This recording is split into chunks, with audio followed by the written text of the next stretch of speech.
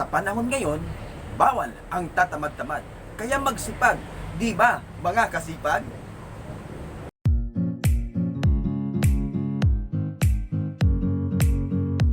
Magandang araw mga kasipag.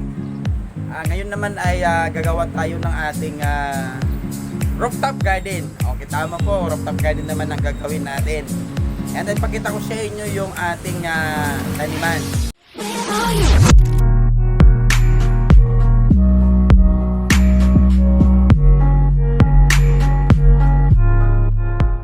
Okay, ayan po. Yan ang pwesto natin na gawin nating rooftop garden. Ganyan siya dati, maraming kahoy at saka hindi siya malinis dahil yung nakita ninyo na mga yan ang dating mga kahoy na doon sa pwesto ko, doon sa pwesto ng ating hydroponics. At ito mga kasipag, ayan, ito yan ay inipon ko yan ng 7 taon. Yan, 3 sako na yan. At saka yung nakakita nyo ito, yan. 7 taon ko po yung inipon dahil yan po ay galing sa mga nabubulok na kahoy. Naging lupa siya. Kaya alam ko na yan ay mainam na taniman ng gulay. 7 taon ko yung inipon. Ito yung una. Yung unang kong inayos yung mga kahoy, yan ang nakuha kong lupa. Inipon ko siya sa sako. Ayan. Ito, galing ito sa pinagpunlaan ko na ngayon ay nasa hydroponics na natin. Kaya nilagay ko rito, pinagdag ko lang dito sa ating lupa. Ayan, di ko ba? Ito ay 7 taon na inipon ko. Ayan, ito ay lupa galing sa mga nabubulok na kahoy tulad ng cucumber nung ginamit ko ng ginawa itong bahay. Kaya ito na yung mga lupa niya. Yan naman po yung talong natin. Yan ay galing sa school. Dahil alam nyo po mga kasipag, marami po akong punla doon na mga gulay tulad ng talong, okra, sili. Yan, sa baba, yan ang mga punla ko na sili at talong. Ayan, yung kasipag dito sa pwesto na ito, samahan niyo ako dahil dito palalaguin ko ang mga gulay para magkaroon tayo ng rooftop gulayan ni kasipag. Okay, dito gagawa tayo ng gulayan dito. At yan ang ating mga gagamitin na taniman. Kataniman yung 6 liters at saka 10 liters na mga empty bottle. Ngayon, samahan niyo ako dahil yan ay gagawin natin at magtatanim tayo ngayon. Tara na! Ayan, ito ang gamitin natin na pagtataniman. So, gamit ng cutter at tanggalin natin yung dulo niya at namaya ay tutas.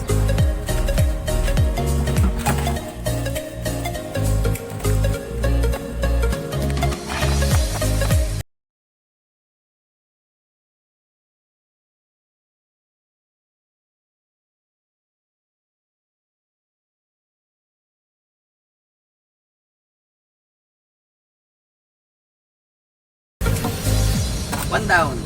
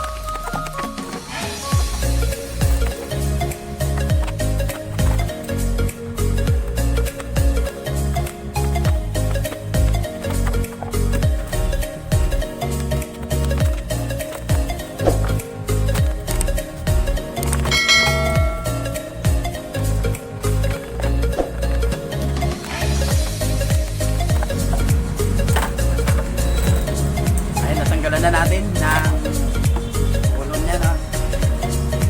Bilig, ang bungangan niya. Ngayon ay bubutasan naman natin siya.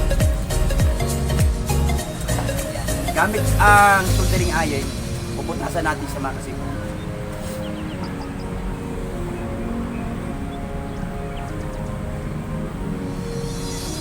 Kung mapapansin nyo mga kasipag, sa gilid po ako nagbubutas, hindi po sa puwet.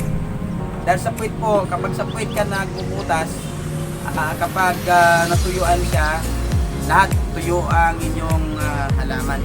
Pero kung sa gilid po, di po ba may matitira pa siyang 2 inches o 1 sa kalahating pulgada na doon matitigil na tubig at hindi madaling matutuyuan ng inyong mga halaman.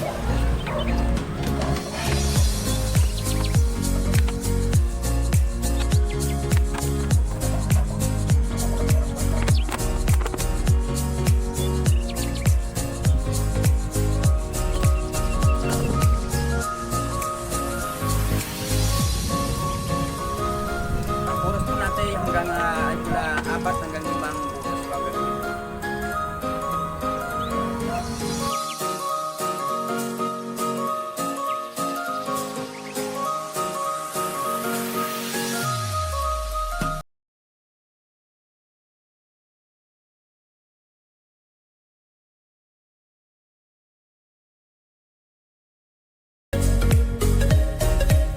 Ayan, naputasan na natin.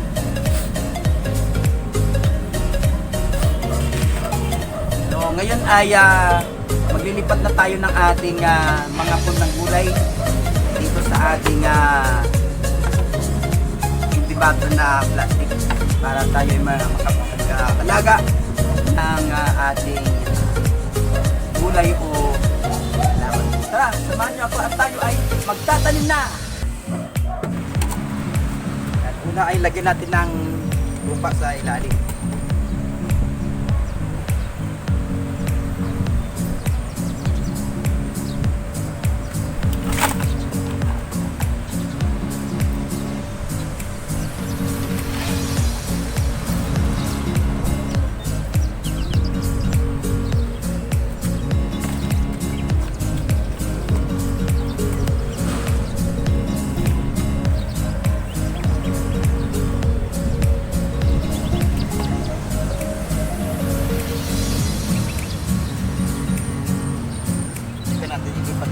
Ating pulang tanong.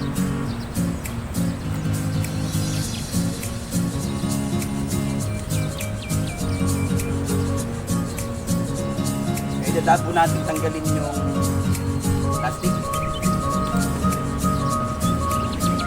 Kasi pag ito ginagawa ko para makuulit-ulit yung plastic na taniman. Hindi sa pinupulit. Kaya malalago na yung plat. Kailangan na talagang makawala.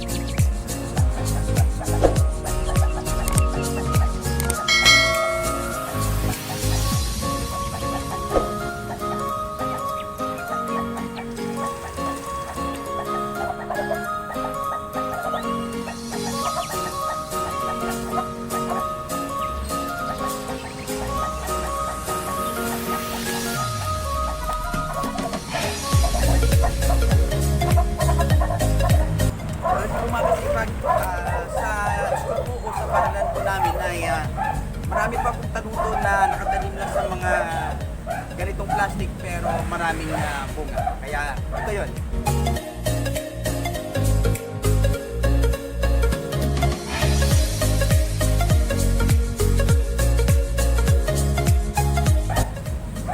Diba? Marami silang bunga. Yan ang mga alaga kong talong at okra sa school na nakatanim lang sa plastic.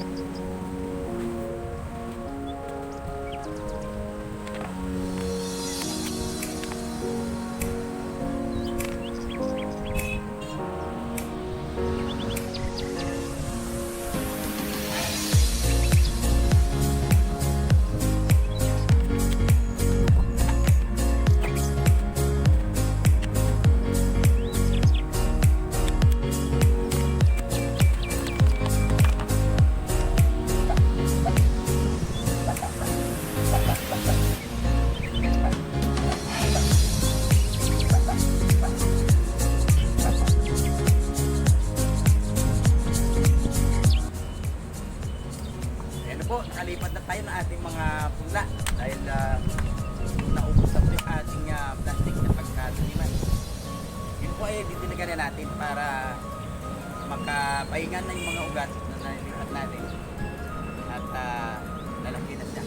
Kaya tabayanan nyo mga kasipag dahil i-upload ko sa inyo itong ating rooftop garden na aking palaguin at meron pa akong sorpresa na ipapakita sa inyo barang araw na ito ay hindi na kailangan ng didigan ng mano-mano at dahil may gagawin ako dito na nagkakabilig mo. Okay? So ganito na muna. Sunod ulit sa ating pagkikita sa ating rooftop garden. Ayan po ang ating nilipat na mga talong na punla. Kaya kailangan natin siyang didigan. At mga kasipag, ang pinakamainam po na oras sa paglilipat ko ng punla ay nasa hapon. Mula alas 4 hanggang mag alas 5.